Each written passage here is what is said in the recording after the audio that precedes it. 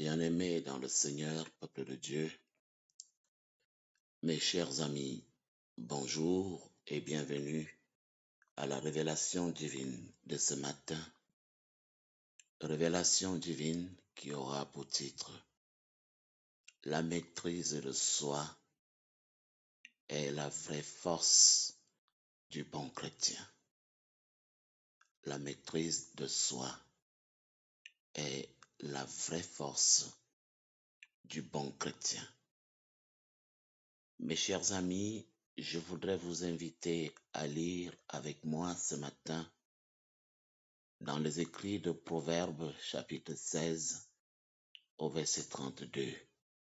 Voici ce qui est écrit.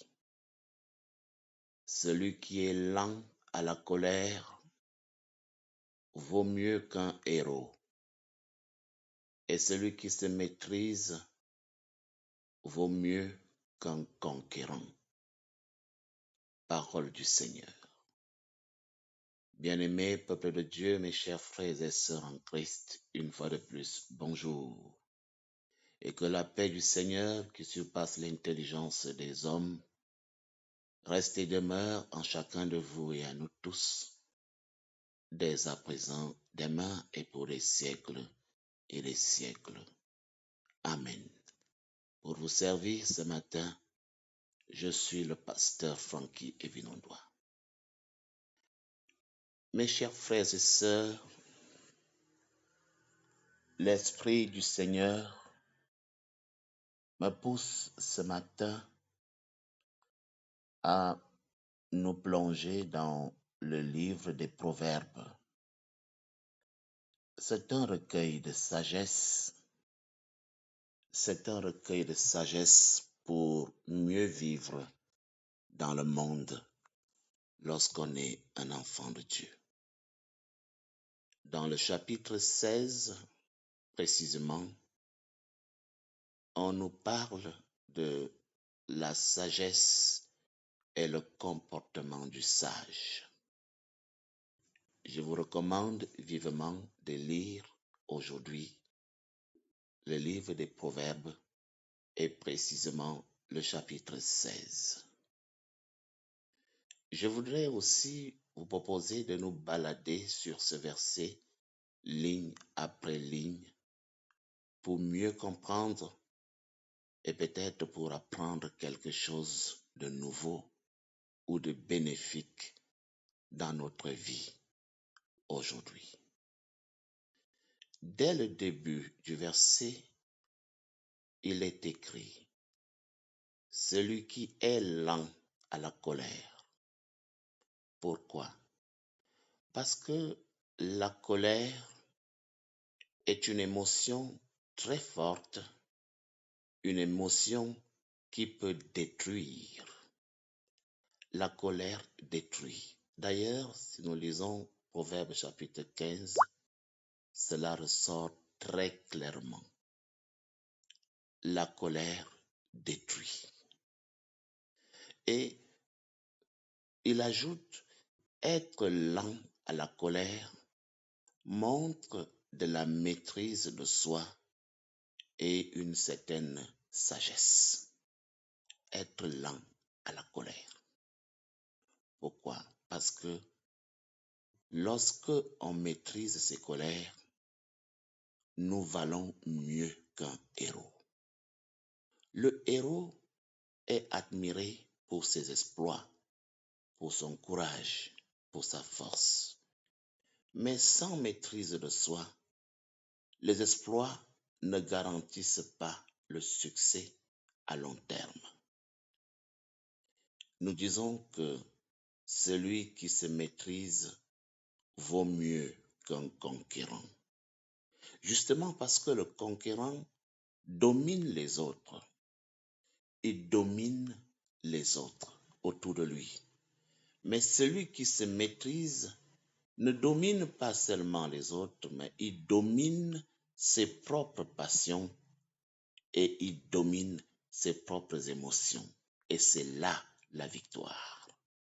Lorsque tu te maîtrises, tu ne domines pas seulement les autres, mais tu te domines toi-même. tu domines tes propres passions, tu domines tes émotions.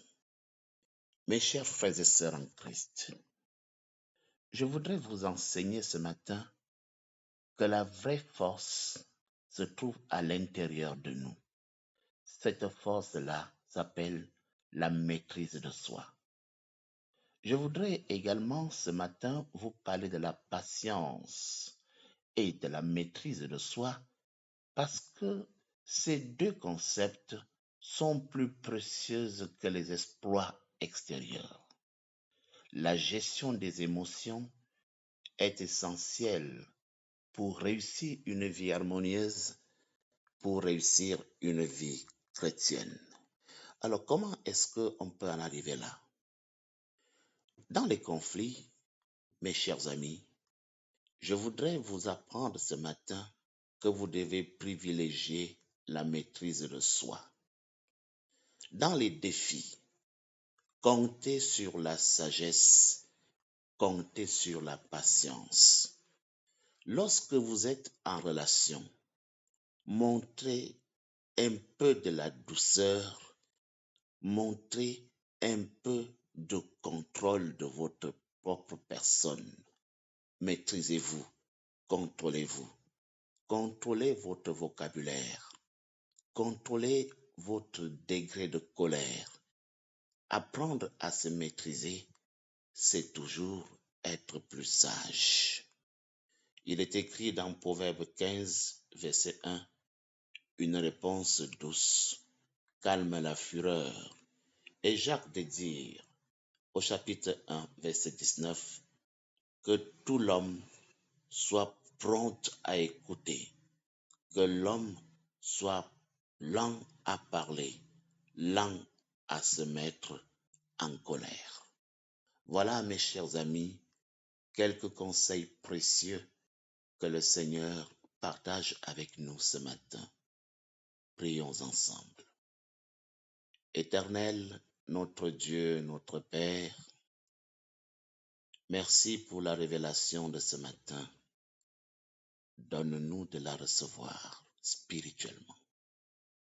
Aide-nous dès aujourd'hui à cultiver chacun en ce qui le concerne la maîtrise de soi, la patience pour vivre selon ta volonté, pour mener une vie qui te plaise. Seigneur, viens rester avec nous, bénis ton peuple et donne-nous de connaître le bonheur et la bonne vie dans la mouvance de ton Esprit Saint. Au nom de Jésus-Christ. Amen. Bien-aimés dans le Seigneur, peuple de Dieu, voilà la révélation divine de ce matin. Au revoir et à demain pour une nouvelle révélation divine.